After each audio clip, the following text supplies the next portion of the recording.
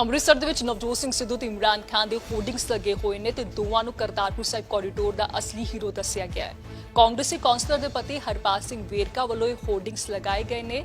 Gumtala area ਤੋਂ ਇਲਾਵਾ ਭੰਡਾਰੀ ਪੁਲ ਦੇ ਕੋਲ ਵੀ ਹੋਰਡਿੰਗਸ ਲੱਗੇ ਹੋਏ ਨੇ। ਦਰਅਸਲ ਨਵਜੋਤ ਸਿੰਘ ਸਿੱਧੂ ਦਾ ਇਮਰਾਨ ਖਾਨ ਦੇ ਨਾਲ ਇੱਕ ਖਾਸ ਕਨੈਕਸ਼ਨ ਹੈ। ਕ੍ਰਿਕਟ ਦੇ ਦਿਨਾਂ 'ਚ ਦੋਵਾਂ ਦੀ ਯਾਰੀ ਦੋਸਤੀ ਹੋਈ, ਉਸ ਤੋਂ ਬਾਅਦ ਕਮੈਂਟਰੀ ਵੀ ਦੋਨਾਂ ਨੇ ਇਕੱਠੀ ਕੀਤੀ ਤੇ ਜਦੋਂ ਇਮਰਾਨ ਖਾਨ ਪਾਕਿਸਤਾਨ ਦੇ ਪ੍ਰਧਾਨ ਮੰਤਰੀ ਬਣੇ ਤਾਂ ਉਹਨਾਂ ਨੇ ਆਪਣੇ ਸਹੁੰ ਚੁੱਕ ਸਮਾਗਮ ਦੇ ਵਿੱਚ ਨਵਜੋਤ ਸਿੰਘ ਸਿੱਧੂ ਨੂੰ ਬੁਲਾਇਆ ਸੀ।